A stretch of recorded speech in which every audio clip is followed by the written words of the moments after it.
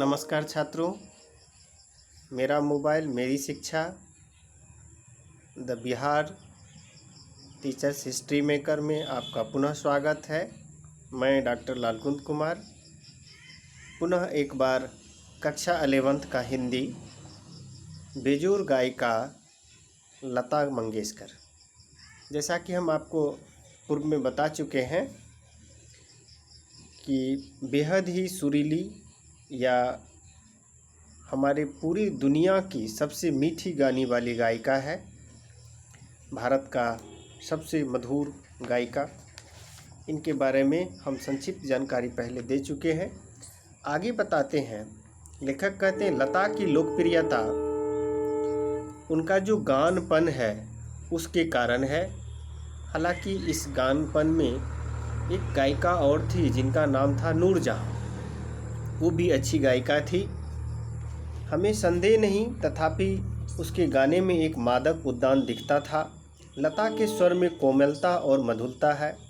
ऐसा ही दिखता है कि लता जीवन की ओर देखने का जो दृष्टिकोण है वही उसके गायन में निर्मलता में झलक रहा है। हाँ, संगीत दिग्दर्शन ने उनके स्वर को इस निर्मलता का जितना उपयोग कर लेना चाहिए था उतना ही नहीं किया। मैं स्वयं संगीत दिग्दर्शक होता तो लता को बहुत जटिल काम देता, ऐसा कहे बिना नहीं रह जाता। लता के गाने की एक विशेषता है उसका नादमय उच्चारण।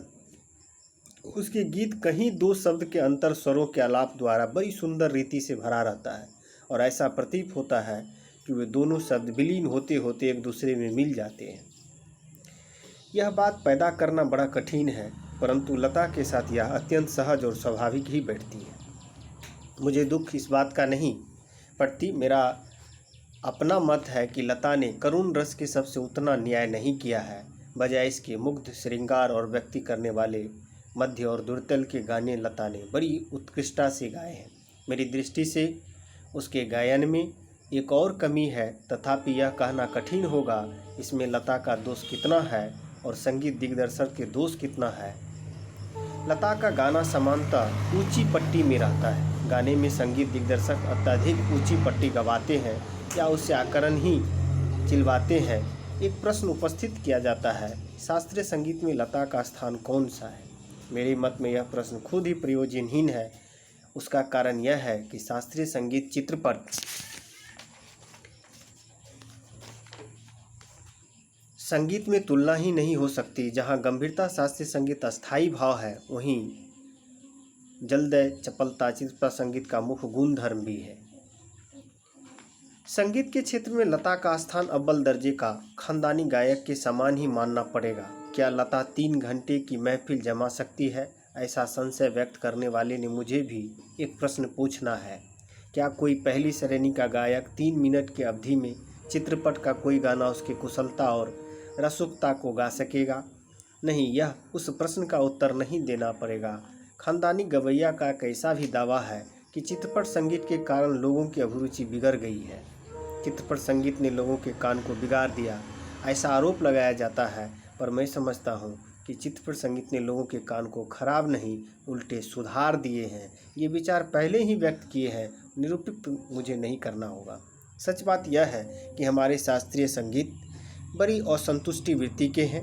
संगीत के क्षेत्र में उन्होंने बड़ी हुक्मासी स्थापित कर रखी है। शास्त्र शुद्धता कर्मकांड उन्होंने आवश्यकता से महत्व दे रखा है। चित्रपट संगीत लचकदारी उसकी एक सामर्थ्य है। मुझे ऐसा लगता है यहाँ निर्मित बहुत ही गुंजाइश है। ऐसा चित्र संगीत क्षेत्र में लता अभिव्यक्ति सामग्री है। और भी कई पार्श्व गायकें हैं। लता लोकप्रियता में सबसे अधिक है। उसकी लोकप्रियता के शिखर का स्थान अचल है। बीते उनके वर्ष में यह गाती आ रही है, फिर भी उसकी लोकप्रियता अवधित है। लगभग आधी शताब्दी जन जन सतत प्रभुत्व रखना आसान नहीं होता है। ज़्यादा क्या कहूँ, एक राग भी हमेशा टिका नहीं रहता है। भारत के कोने कोने में लता का गाना जा पहुँचे। यही नहीं, परदेश में भी उसका गुण गाकर लोग पागल हो उठे। यह चमत्कार नहीं, यह चमत्कार का प्रत्यक्ष देख रहे हैं। ऐसा कलाकार शताब्दियों में शायद एक ही पैदा होता है। ऐसा कलाकार आज भी सभी के बीच है। उसे अपनी आँखों के सामने घूमता फिरता देख पा रहे हैं। कितना बड़ा सौभाग्य या भाग्य है।